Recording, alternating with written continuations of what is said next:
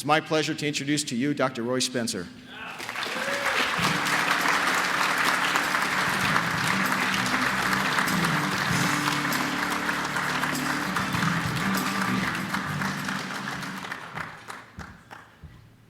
Thank you, James, but as I like to announce whenever I'm here, if ExxonMobil is listening, the bank routing number is 215,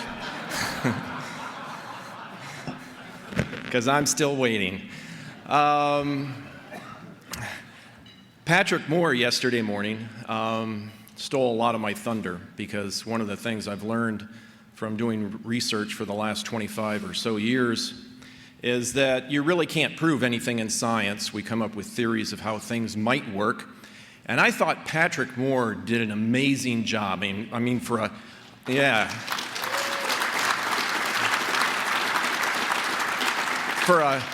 1960s nuclear test protesting, whale ship stopping, baby seal saving, long-haired hippie freak, the guy really understands the limitations of science. And boy, are there limitations in the climate realm. You know, too many people think that, science, all areas of science are created equal, and that, scientists objectively look for the answers. And no, I mean, there's two kinds of scientists, male and female. Other than that, they're the same as everybody else. In fact, in many instances, more biased than your average person. Usually when I give a talk, afterwards I get complaints. You lost me after your first slide. So today I'm going to give the least technical talk I've ever given, probably since the 6th grade, or the last time I did Senate testimony, because that's basically, it's the...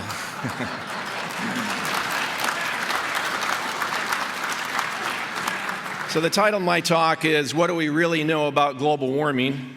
Let's see, I think I've got control of this. Also, what do you think of Vegas, huh? Boy, am I glad I don't live here. How many people got enough sleep last night? Okay, that's 3%, okay. And what's cool is that as far as a conference goes, usually I'm with just all scientists, and we're a fairly stodgy group. But, we got a lot of people here that are, like myself, are guitarists. I think we could form a band. Let's see, we got Craig Rucker, who's a guitarist, and Marlo Lewis, and Willis Essenbach. So I suggest that for the next Heartland conference, that your entertainment be provided by Willis and the Deniers. Yeah.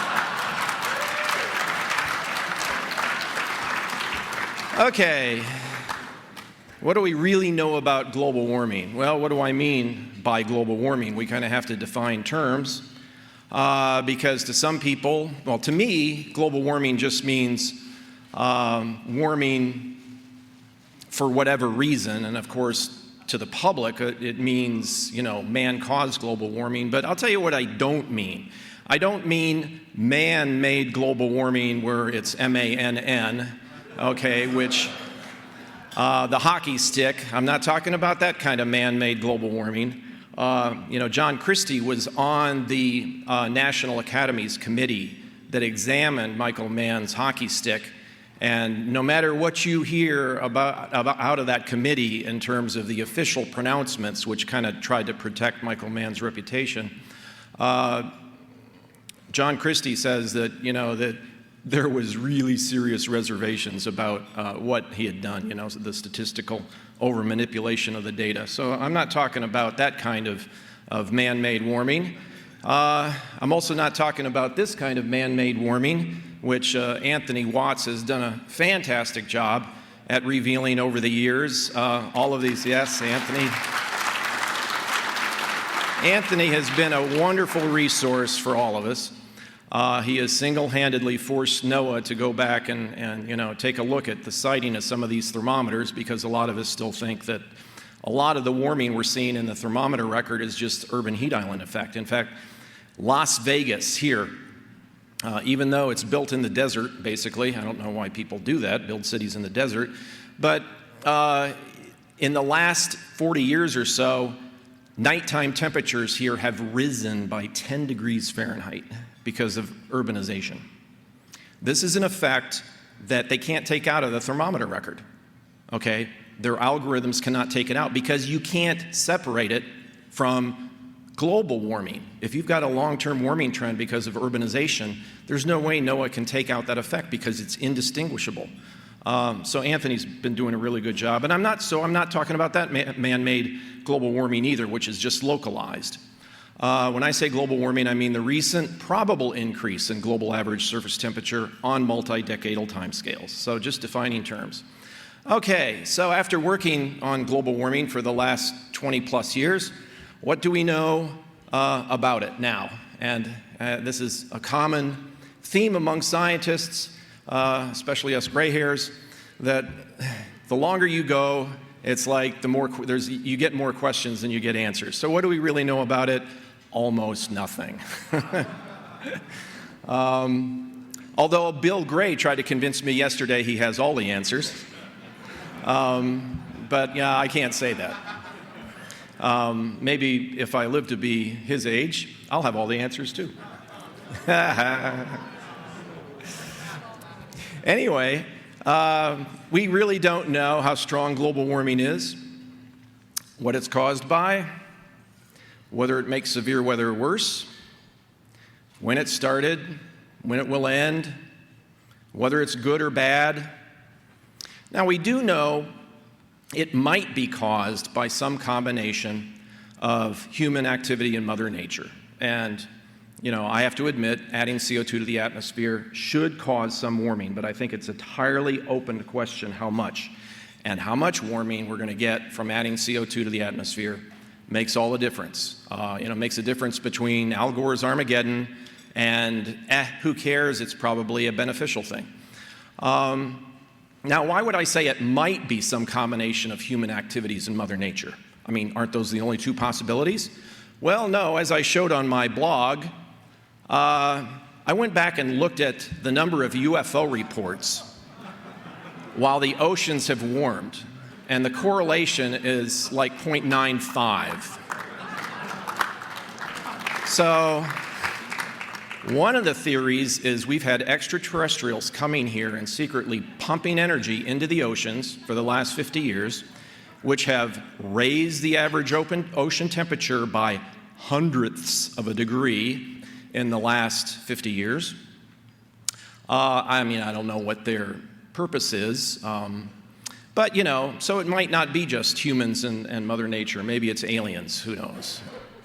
Okay, I like this graph. It shows that nearly every century might experience global warming or cooling. This is a relatively recent summary of proxy evidence of past temperatures. I like it because it goes back 2,000 years and covers the Roman warm period.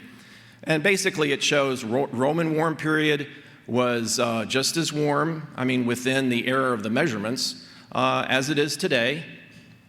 I'm not sure whether that could have been because of how they powered their chariots. I suppose that's possible.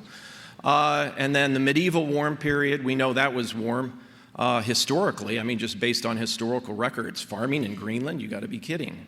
And then the Vikings finally got forced out after 100 or so years. We have historical records of that. Climate changes naturally, and just about every century in the last 2,000 years, if you look at it, that the proxy records had global warming or cooling. Okay? Now this is a graph that we came up with, John Christie and myself, that turned out to be much more popular than we ever imagined it would be. And it's just a straight comparison between the climate models, which almost universally, in fact, from what Pat Michaels said yesterday, universally produce too much warming. Over 100 climate models, and they produce too much warming compared to the observations, whether you're talking about surface temperatures from thermometers or our satellite data. There's a huge disconnect between the two. Now, what is astounding to me is that, and I come from a weather forecasting background, okay? We use computer models for weather forecasting. They work very successfully on a time scale of 1 to 2 days in advance. They're just marvels to me. They're almost magical. And we test them. We test, Twice a day there are forecasts made, and then the weather forecast centers around the world do statistics of how well they've done. Climate models are not even forecasting. Those curves you see on that chart, those are hindcasts. They already knew what the answer was. They already knew how much warming there was, and they still can't get the climate models to produce that little bit of warming. Now, you tell me the climate models can be believed for policymaking? You've got to be kidding.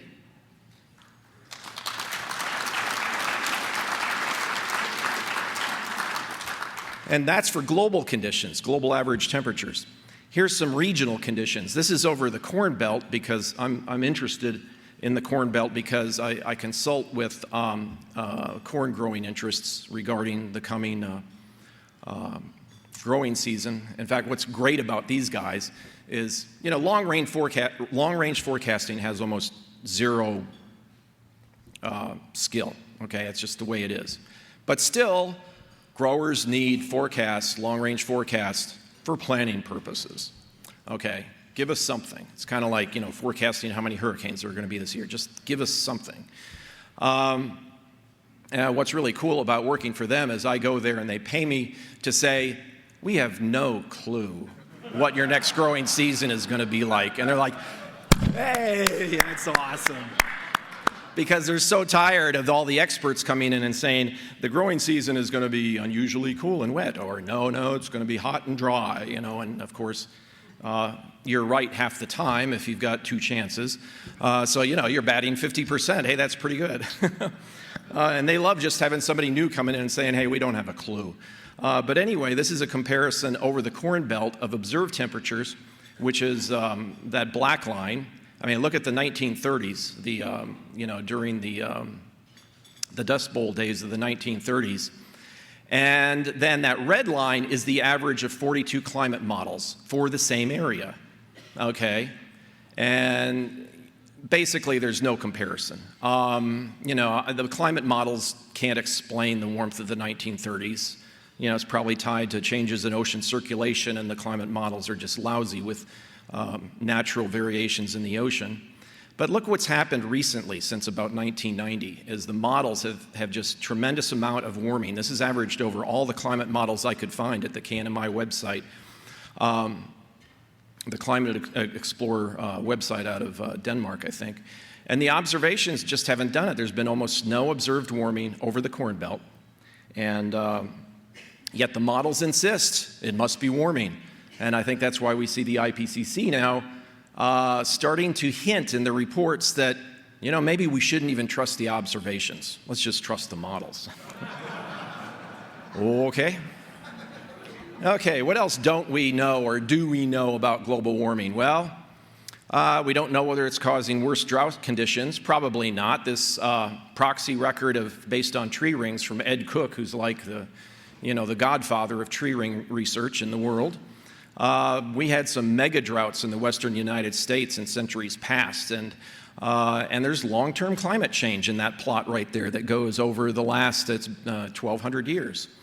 In fact, looks like the last 400 or 500 years have been unusually wet in the western U.S. But, if we go back to a dry period, they'll blame that on global warming, of course, rather than nature, which obviously had a major hand in what happened 1,000 years ago. Okay, we don't know whether global warming is causing worse tornadoes. Apparently not. If anything, the strong tornado reports have gone down over time since the 1950s. In fact, we're near record low levels of tornado activity in the United States.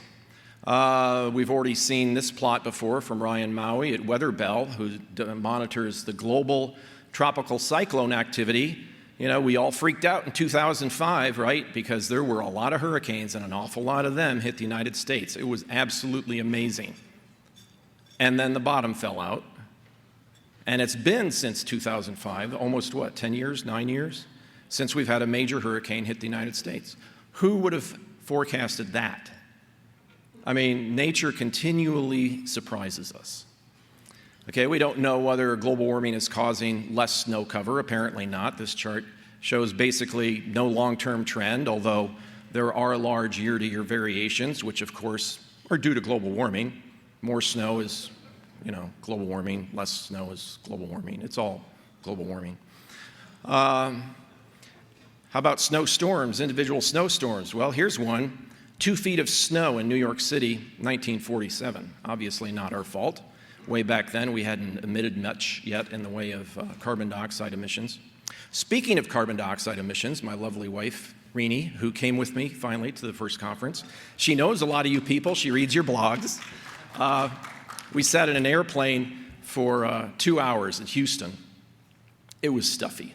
And I had always wanted to bring my CO2 meter. I carry a CO2 meter around with me. How geeky is that?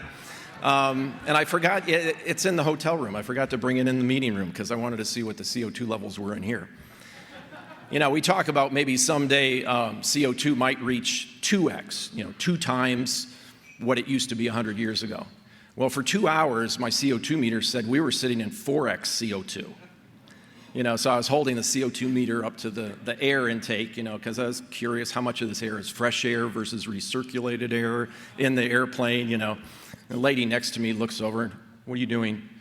Well, I'm measuring the amount of carbon dioxide in the air. Well, what does it say? Well, it's pretty high. And she starts going,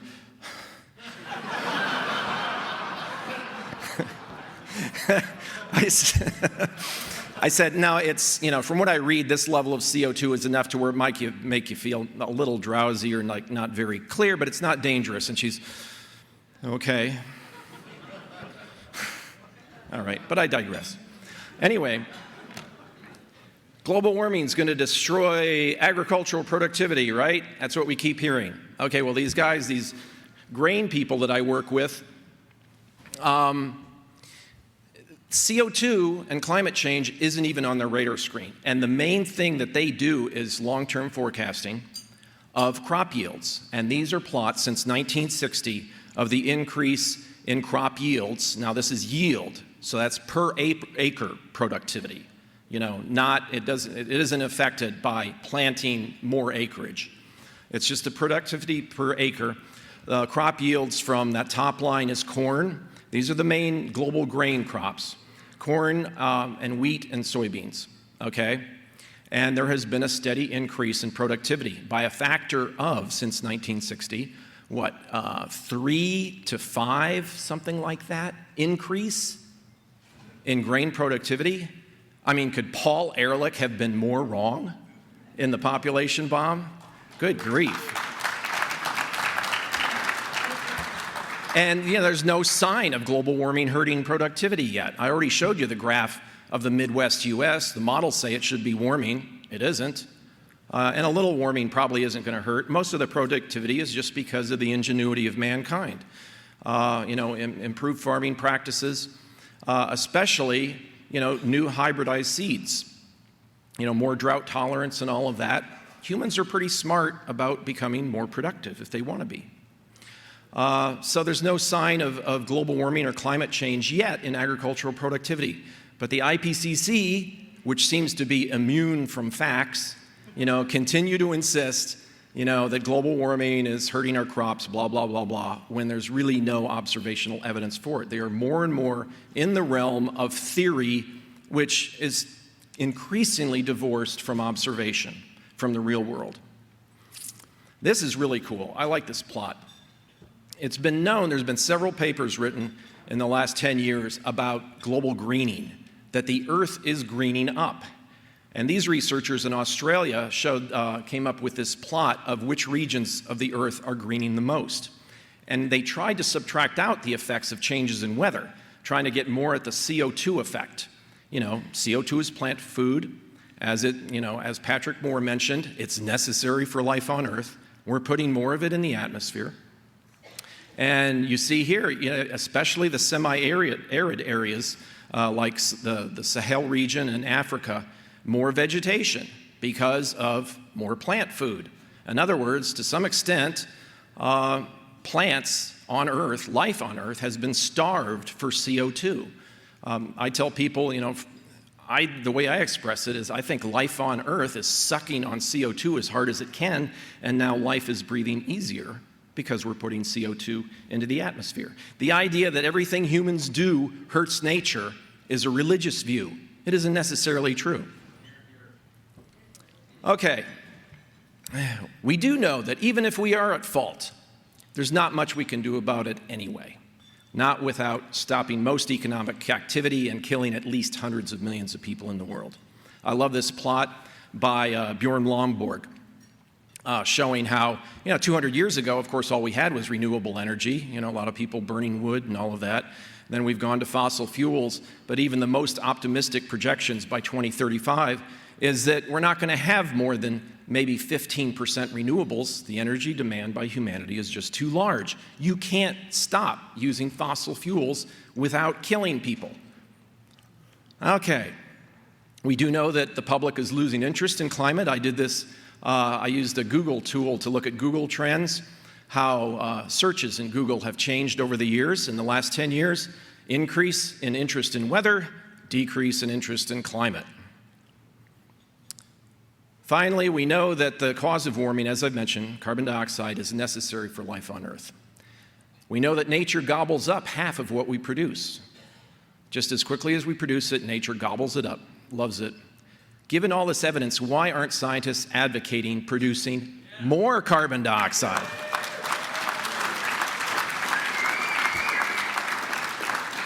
It makes no sense to me. Scientists are supposed to be objective, look at all possibilities. They never look at this possibility. Well, some of us do, right? Craig Idso does, because he's an expert in this stuff. Well, dramatic pause, because I've never said this before. The reason why more scientists don't advocate putting more carbon dioxide in the atmosphere is because the driving force behind the global warming debate, I hate to say it, isn't science. Thank you.